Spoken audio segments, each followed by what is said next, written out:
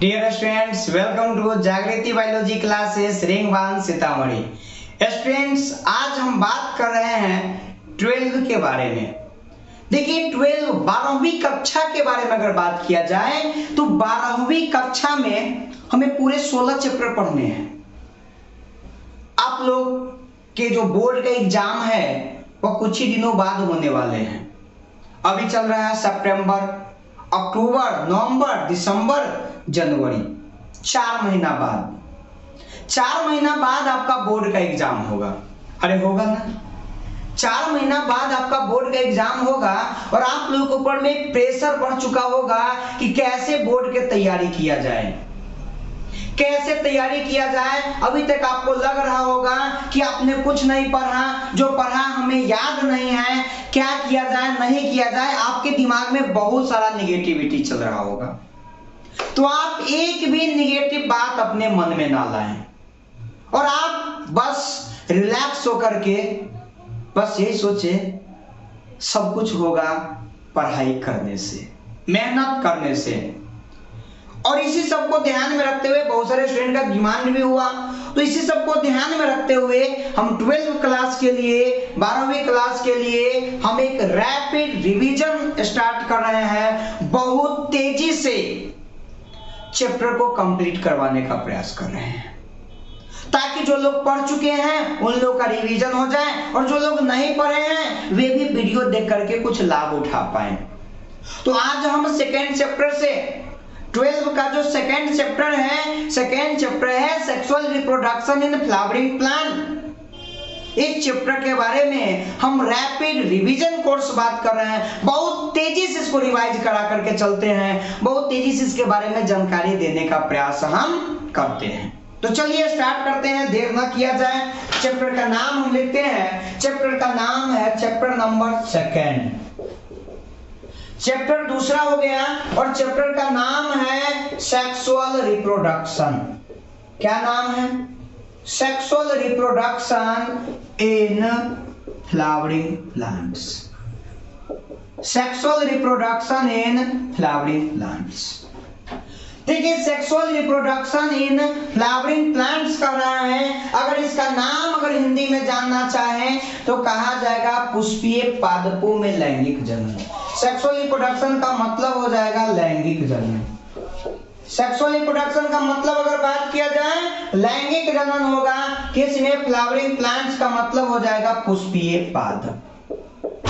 पुष्पीय पादप नहीं, मतलब आएगा पुष्पीय पादपों में लैंगिक जनन। क्या कह दिया जाएगा इसको? पुष्पीय पादपों में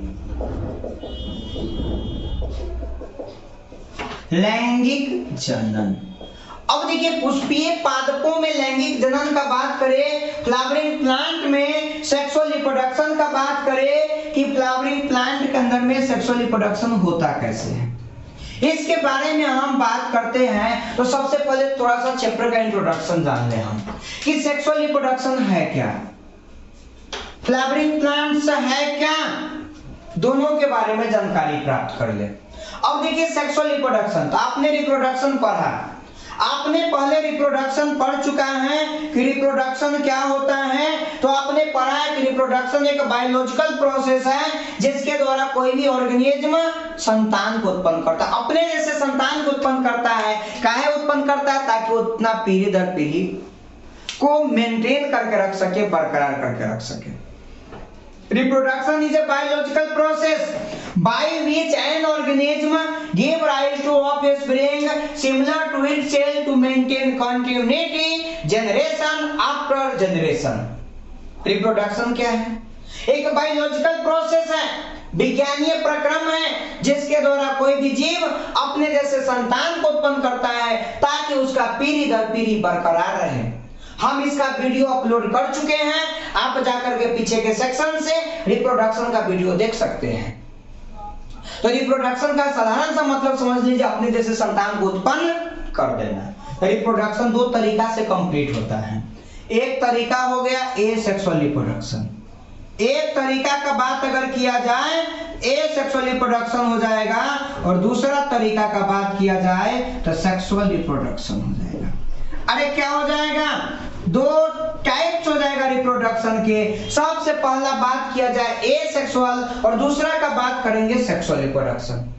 एसेक्सुअल रिप्रोडक्शन में केवल और केवल एक पेरेंट्स पार्टिसिपेट करते हैं, जबकि यहाँ पर कितने पेरेंट्स पार्टिसिपेट करते हैं, दो पेरेंट्स पार्टिसिपेट करेंगे और दोनों के दोनों कैसा होगा, अपोजिट सेक्स वाला होगा। अरे होगा कि नहीं होगा, एक मेल होगा दूसरा फीमेल हो जाएगा। जबकि यहाँ पर बात करें तो गैमेट फॉर्मेशन नहीं होता है, या हो भी सकता है मे और मे नॉट, मे और may not formation of gamete occurs. क्या कह देंगे हम, फॉर्मेशन ऑफ गैमेट अकर्स। यहां पर गैमेट का फॉर्मेशन हो भी सकता है और नहीं भी हो सकता है, लेकिन यहां पर बात करें तो गैमेट का फॉर्मेशन होगा। यहां पर क्या हो जाएगा, formation and fusion of gamete occurs. यहां पर क्या हो जाएगा, फॉर्मेशन होगा and fusion of gamete occurs resulting in the formation of zygote। किसका निर्माण कर देगा, जाइगोट का निर्माण कर देगा। तो यहाँ पर क्या हो गया, एसेक्सुअल में एक जीव भाग लेगा, यहाँ पर दो जीव भाग लेगा। एसेक्सुअल में गैमेट का फॉर्मेशन हो सकता है, नहीं भी हो सकता है, जबकि सेक्सुअल रिप्रोडक्शन में गैमेट का फॉर्मेशन होगा और यह गैमेट आपस में जुड़ करके जाइगोट बनाने का काम कर रहा होगा। तो यह सेक्सुअल रिप्रोडक्शन, एसेक्सुअल रिप्रोडक्शन। यह एसेक्सुअल बहुत ही सिंपल होता है, जबकि सेक्सुअल रिप्रोडक्शन कॉम्प्लेक्स होता है। यह जो बहुत तेजी से कंप्लीट होने वाला प्रोसेस है, यह बहुत धीरे धीरे कंप्लीट होने वाला प्रोसेस है। यहाँ पे जो संतान उत्पन्न होता है अपने पेरेंट्स के बिल्कुल समान होता है, थोड़ा सा भी वेरिएशन नहीं होता है, बिल्कुल और बिल्कुल समान होगा। जबकि यहाँ पर जो संतान उत्पन्न होगा उसमें कुछ अंतर होगा, आपको पता होगा। एक ही माता पिता से उत्पन्न जो दो चार संतान होते हैं, सबके सब अलग होते हैं सेक्सुअल रिप्रोडक्शन के कारण, क्योंकि दो अलग अलग जगहों से गैमेट आता है, दो अलग अलग जगहों से गैमेट आता है, इसलिए दोनों के दोनों अलग अलग होते हैं, मतलब सारा संतान अलग होते हैं। इस बात के बारे में आपको जानकारी प्राप्त हो गई, मतलब रिप्रोडक्शन आपको पता हो गया, सेक्सुअल रिप्रोडक्शन के बारे में आपको जानकारी प्राप्त हो गया कि ऐसा रिप्रोडक्शन है जहां पे दो जीव भाग लेते हैं, गैमेट का फॉर्मेशन होता है और वो गैमेट आपस में जुड़कर जाइगोट का निर्माण करता है। यह आपको पता चल गया किसके बारे में, जाइगोट के बारे में, सॉरी रिप्रोडक्शन के बारे में पता चला।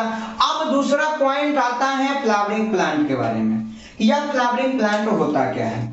अब देखिए फ्लावरिंग प्लांट के बारे में अगर बात किया जाए तो फ्लावरिंग प्लांट, तो सबसे पहले हम प्लांट किंगडम का बात करते हैं। किसका बात कर ले हम, देखिए प्लांट किंगडम का बात करें। अच्छा, फ्लावरिंग प्लांट से समझ में आ रहा है पुष्पीय पौधा, वह प्लांट जिसमें फ्लावर लगता है। द प्लांट, क्या कहेंगे हम, द प्लांट विच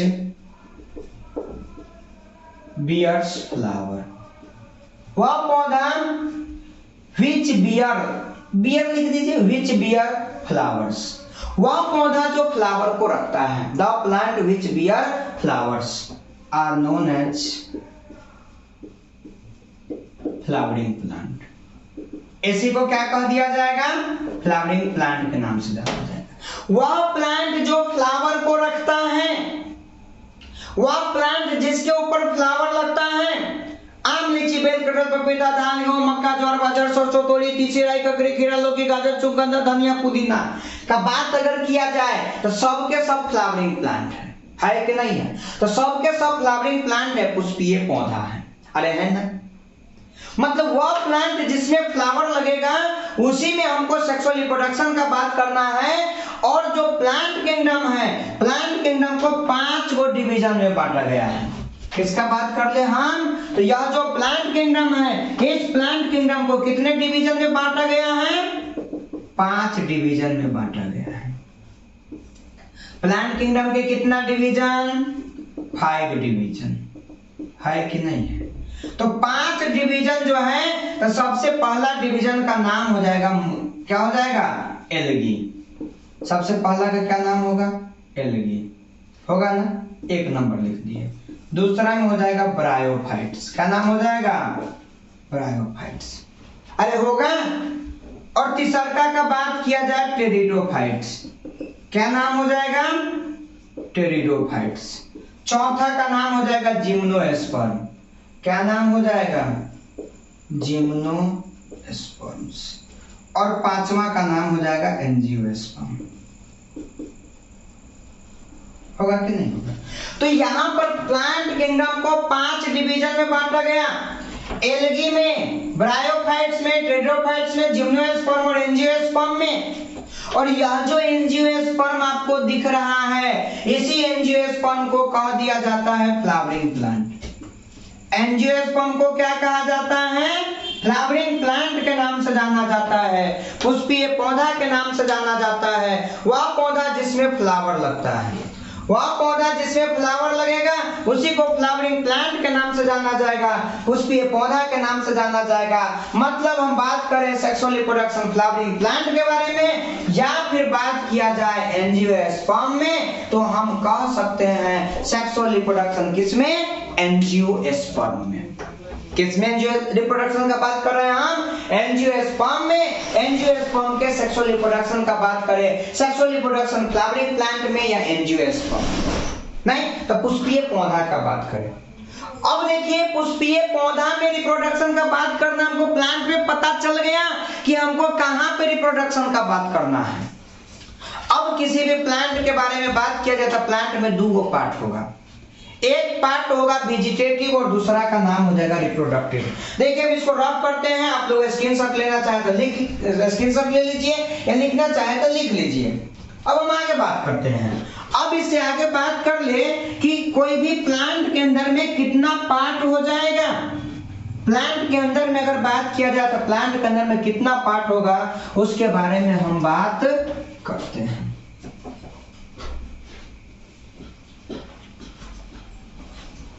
क्या आप लोगों को समझ में आ रहा है?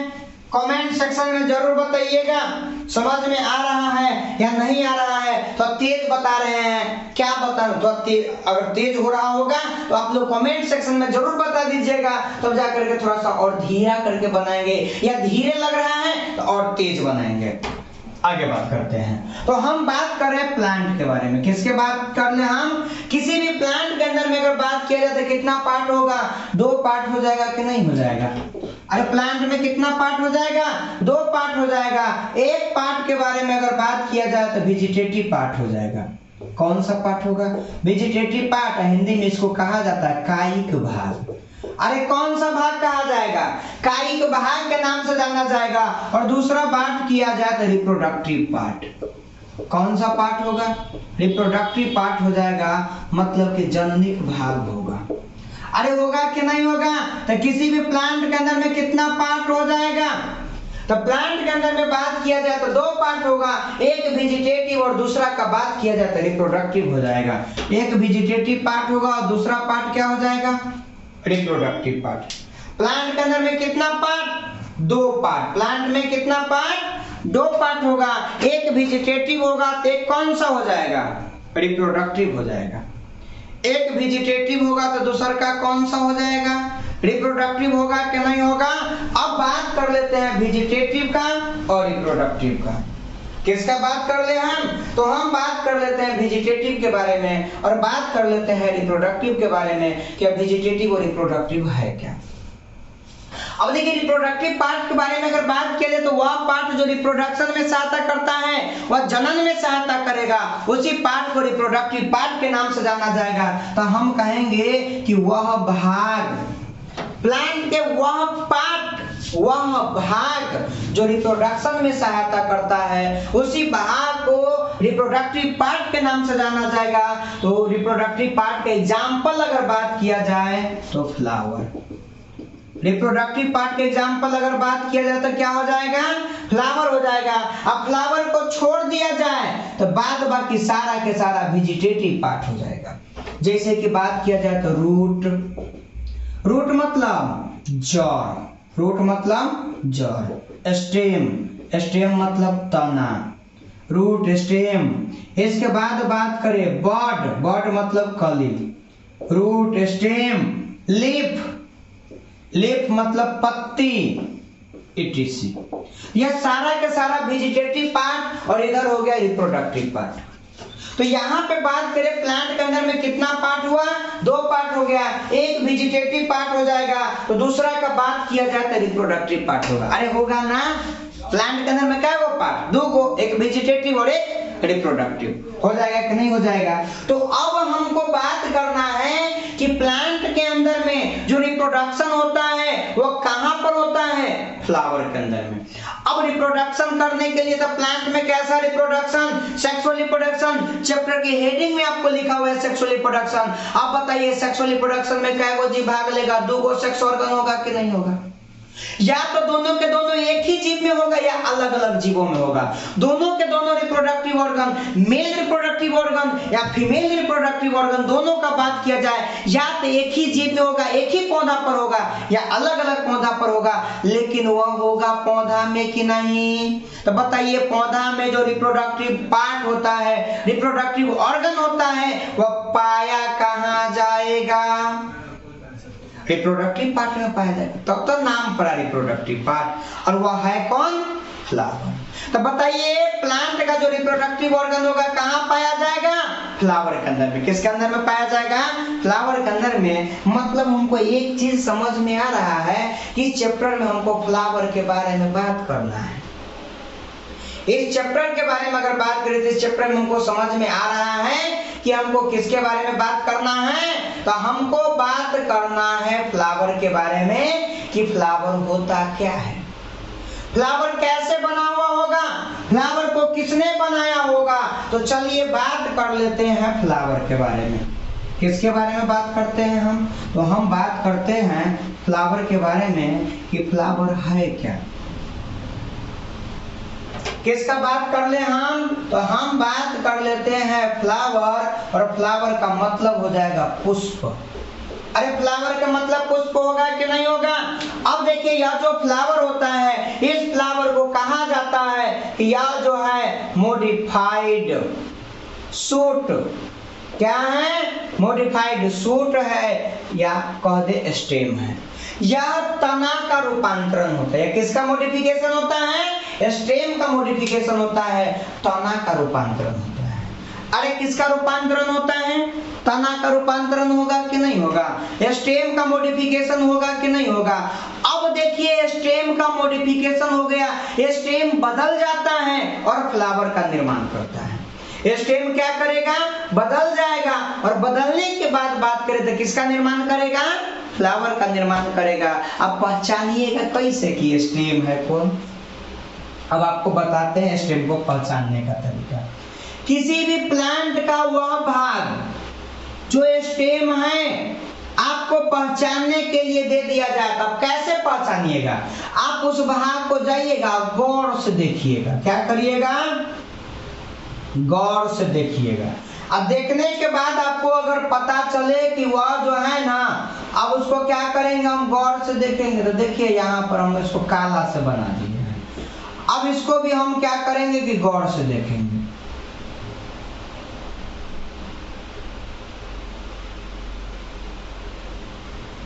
अब देखिए यहाँ पर एक पार्ट हो गया, प्लांट का एक भाग हो गया, जिस भाग में हमको यह जो गांठ दिखाई दे रहा है इसको हम कहेंगे नोड। इसको क्या कहेंगे, नोड। और इसको भी क्या कहेंगे हम।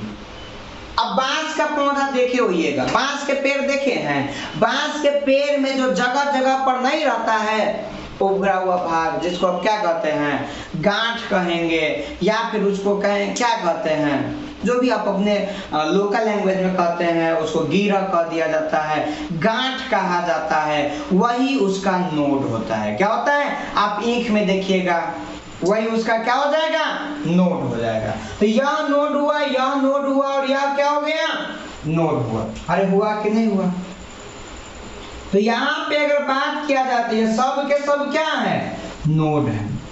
तो सब के सब क्या हो जाएगा, क्या नोड होगा कि नहीं होगा। तो यहाँ पे अगर बात किया जाए तो सब के सब क्या होगा, नोड। अब प्रत्येक नोड, ई नोड हुआ, ई नोड हुआ, नोड हुआ, नोड हुआ, नोड नोड के बीच में क्या है, इंटर नोड। नोड नोड के बीच में क्या हो जाएगा, इंटर नोड के नाम से जाना जाएगा। नोड नोड के बीच में क्या होगा, इंटर नोड हो जाएगा। तो नोड नोड के बीच में क्या हो जाएगा, इंटर नोड होगा कि नहीं होगा? अरे नोड नोड के बीच में क्या होगा, इंटर नोड होगा। इंटर नोड को हिंदी में पर्व कहा जाता है। इंटर नोड को हिंदी में क्या कहा जाएगा, पर्व। बताइए, एक पर्व दो पर्व, दोनों पर्व को आपस में जोड़ रहा है कि नहीं जोड़ रहा है? इसलिए इसको कह देंगे पर्व संधि। क्या कह दिया जाएगा, पर्व संधि के नाम से जाना जाता है।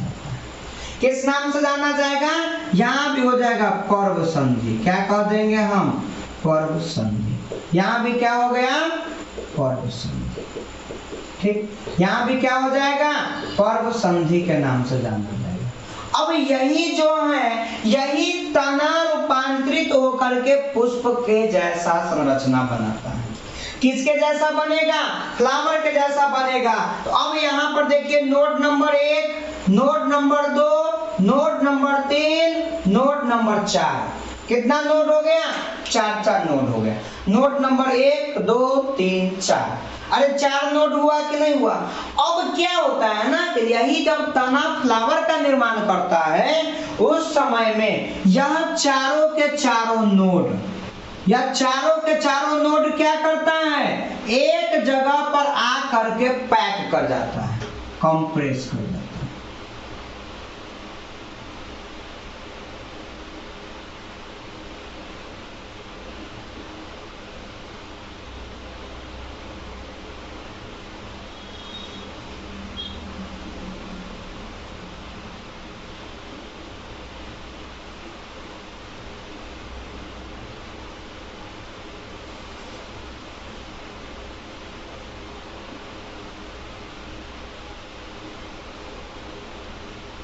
कितना नोड हो गया, 4 नोड। अब देखिए यहाँ पर क्या हुआ कि यह जो नोड नोड के बीच में इंटर नोड है, यह इंटर नोड सबका लेंथ कमना शुरू हो गया। जैसे ही लेंथ कमना शुरू होगा, यह इंटर नोड सब कमना शुरू होगा, ये नोड सब आपस में नजदीक में आना शुरू हो जाएगा। नोड सब क्या करेगा, नजदीक में आना शुरू हो जाएगा। यह यहाँ पहुंच गया, यहाँ। अब देखिए यहाँ जो स्ट्रक्चर आपको दिख रहा है, जिसमें नोड सब एकदम नजदीक नजदीक में आ गया है, और इंटर नोड निग्लिजिबल है, 9 के बराबर, हमको 9 के बराबर दिखाई देता है। कौन, इंटर नोड। किसका बात कर रहे हैं हम, इंटर नोड यहाँ पर 9 के बराबर दिखाई देगा, और यही एक स्ट्रक्चर का निर्माण करता है, और इसी स्ट्रक्चर का नाम है थैलेमस। इसी स्ट्रक्चर को किस नाम से जाना जाता है, तो इस स्ट्रक्चर के बारे में अगर बात किया जाए, इस स्ट्रक्चर को कहा जाएगा थैलेमस। किस नाम से जाना जाएगा, थैलेमस के नाम से जाना जाएगा, पुष्पासन के नाम से जाना जाएगा। इस स्ट्रक्चर को किस नाम से जाना जाएगा, थैलेमस के नाम से जाना जाएगा, पुष्पासन के नाम से जाना जाएगा। अब देखिए यहाँ पर क्या होता है कि पहला नंबर का नोड, या दूसरा नंबर का, या हो गया तीसरा नंबर का, और यह हो गया चौथा नंबर का। 4 गो नोड हुआ कि नहीं हुआ, नोड नंबर 1 2 3 4। अरे 4 नोड हुआ कि नहीं हुआ? यहाँ पर जो 4 नोड दिखाई दिया, पहला, दूसरा, तीसरा, चौथा। अब प्रत्येक नोड, किसका बात करें हम, यह प्रत्येक नोड से क्या होता है कि एक स्ट्रक्चर निकलता है। अब एक बात बताते हैं, किसी भी तना के अंदर में अगर बात किया जाए, तो तना के अंदर में क्या होता है, एक संरचना होगा। किसके अंदर में बात करें, तो तना के अंदर में जो नोड होता है, और उसी नोड से क्या होता है, लीफ निकलता है। अगर लीफ का बात किया जाए, तो लीफ कहाँ से निकलेगा, नोड से निकलेगा। कहाँ से निकलेगा, नोड से निकलेगा। तो किसका बात कर रहे हैं हम, लीफ का बात कर रहे हैं। लीफ कहाँ से निकलता है, नोड से निकलता है। देखिए जब हम अगला क्लास में वीडियो बनाएंगे ना, वहां पर आपको नोड और इंटर नोड दिखा देंगे। अभी मेरे पास उपलब्ध नहीं है, इसलिए हम नोड इंटर नोड नहीं दिखाते हैं। अगला दिन आपको नोड इंटर नोड दिखा देंगे। कोनो भी जो है ना, बांस के टुकड़ा लेकर आपको नोड और इंटर नोड दिखा दिया जाएगा। तो यहाँ पर बात करें, तो यह जो हो गया, तो पहला नंबर के नोड। अब नोड से क्या होता है, पत्ती निकलता है। तो यहाँ भी नोड है, तो पत्ती बनना चाहिए, लेकिन यहाँ तो फ्लावर बन रहा है, तो फ्लावर के ही पत्ती बन करके वही क्या करता है कि मॉडिफाइड हो जाता है, बदल जाता है। तो पहला नंबर के नोड से एक स्ट्रक्चर बनता है जिसका नाम है कैलिक्स। दूसरा नंबर के नोड से अगर बात किया जाए तो एक स्ट्रक्चर बनेगा कोरोला। तीसरा नंबर से एक स्ट्रक्चर बनेगा जिसका नाम होगा एंड्रोसियम, और चौथा नंबर से एक स्ट्रक्चर बनेगा जिसका नाम होगा गाइनोसियम। तो पहला नंबर नोड से या जो लीफ बनता वह लीफ न बन करके वह मॉडिफाई कर गया, बदल गया, बदलने के बाद एक स्ट्रक्चर बनाया जिसका नाम होगा कैलिक्स। दूसरा नंबर वाला जो लीफ बनता वह बदल करके बन गया कोरोला। तीसरा नंबर लीफ जो है बदल करके बन गया एंड्रोसियम, और चौथा नंबर वाला बन गया गाइनोसियम। कैलिक्स के हिंदी में अगर बात किया जाए तो बाह्य दल पुंज कहा जाता है। क्या कहा जाता है? बाह्य दल पुंज। और कोरोला का हिंदी हो जाएगा दल पुंज, एंड्रोसियम के हिंदी होगा पुमांग, और गाइनोसियम का हिंदी होगा जायांग। बाह्य दल पुंज, पुमांग और जायांग। तो यही फ्लावर के 4 पार्ट है। फ्लावर के कितने पार्ट हो गए? 4 पार्ट, कैलिक्स, कोरोला, एंड्रोसियम और गाइनोसियम। यही चारों के चारों पार्ट मिलकर के क्या करेगा? फ्लावर को बनाने का काम करेगा। फ्लावर के कितना पार्ट हुआ? 4 पार्ट हुआ। अब बताइए, अब जो है ना आपसे क्वेश्चन पूछा जाएगा कि बताइए फ्लावर किसका मॉडिफिकेशन है? तो स्टेम का कहिएगा। तना का रूपांतरण, तना का रूपांतरण होता है। किसका रूपांतरण होता है? तना का रूपांतरण होता है। अब यहाँ पर फ्लावर के बारे में बात करें, फ्लावर किसका मॉडिफिकेशन होगा? स्टेम का मॉडिफिकेशन होता है। अरे होगा कि नहीं होगा? स्टेम को पहचानने का तरीका, नोड इंटर नोड दिखाई दे, कह देंगे स्टेम, या चारों नोड आपस में जुड़ गया, जुड़ने के बाद मतलब नजदीक नजदीक में आ गया और एक स्ट्रक्चर बनाया जिसका नाम थैलेमस। क्या कहेंगे? थैलेमस। और प्रत्येक थैलेमस से एक स्ट्रक्चर निकलेगा। पहला नंबर से कैलिक्स, दूसरा से कोरोला, तीसरा से एंड्रोसियम और चौथा से गाइनोसियम। यहाँ पे 4 नोड बन जाएगा। कितना नोड से? 4 नोड से एक स्ट्रक्चर बनेगा। तो यहाँ पे क्वेश्चन आता है कि बताइए फ्लावर किसका मॉडिफिकेशन? स्टेम का। और जबकि बात किया जाए फ्लोरल अपेंडेजेस, पुष्प के भाग जैसे कि कैलिक्स, कोरोला, एंड्रोसियम, गाइनोसियम, या किसका मॉडिफिकेशन? लीफ का। तो कहेंगे कि flower is modified shoot. Flower क्या है? मॉडिफाइड शूट है। वाइल, जबकि फ्लोरल अपेंडेजेस, पुष्प का जो समूह सब होता है वह लीफ का मॉडिफिकेशन होता है। किसका मॉडिफिकेशन होता है? लीफ का मॉडिफिकेशन हो जाएगा। तो फ्लावर तो आपको पता है कि मॉडिफाइड शूट होता है। अब अगला 4 पॉइंट है, तो हम बात कर ले कि कैलिक्स हो गया। क्या हो गया? अच्छा, सीरियल वाइज जैसे वहां लिखा है ना उसी तरह से लिख देते हैं यहाँ पर। तो लिख दिए, सबसे ऊपर में क्या हो जाएगा? गाइनोसियम। क्या हो जाएगा? गाइनोसियम मतलब कि जायांग। क्या हो जाएगा? और एंड्रोसियम पुमांग। इसके बाद हो जाएगा कोरोला। क्या हो जाएगा? कोरोला। और एक हो जाएगा कैलिक्स। कोरोला का मतलब हो जाएगा दल पुंज। क्या कहेंगे इसको हम? दल पुंज। कैलिक्स को कहेंगे हम बाह्य दल पुंज।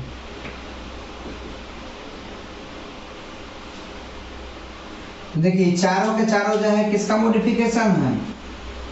तो कहेंगे कि मॉडिफाइड लीव्स। पत्तियों का रूपांतरण है। किसका रूपांतरण है? पत्तियों का रूपांतरण है। पत्तियों का मॉडिफिकेशन है, लीफ का मॉडिफिकेशन है। तो हमने यहाँ पर बात किया फ्लावर के बारे में। हमने किसके बारे में बात किया? फ्लावर के बारे में। बताइए फ्लावर किसका मॉडिफिकेशन होगा? स्टेम का होगा कि नहीं होगा? अब एक एक करके प्रत्येक पार्ट के बारे में पढ़ेंगे हम कि फ्लावर के सबसे बाहर वाला कैलिक्स, उसके बाद कोरोला, एंड्रोसियम, गाइनोसियम। एंड्रोसियम जो होगा मेल रिप्रोडक्टिव पार्ट होगा, गाइनोसियम फीमेल रिप्रोडक्टिव पार्ट होगा। इसके बारे में हम डिटेल से स्टडी करेंगे। तो अगला क्लास में आप लोग अच्छे से पढ़ते रहें, मेहनत करते रहें। आपके पास समय कम है और इस समय का भरपूर प्रयोग करें। आप जो इधर उधर के फालतू के कामों में अपना समय व्यर्थ ना करें। आप प्रयास करें कि ज्यादा से ज्यादा आप अपना समय स्टडी पर दें। ज्यादा से ज्यादा समय स्टडी पर दें, और स्टडी पर आप ज्यादा से ज्यादा समय देते हैं, आप यकीन मानिए आपका भविष्य उज्जवल होगा। तो चलिए फिर बात करते हैं अगला क्लास में हम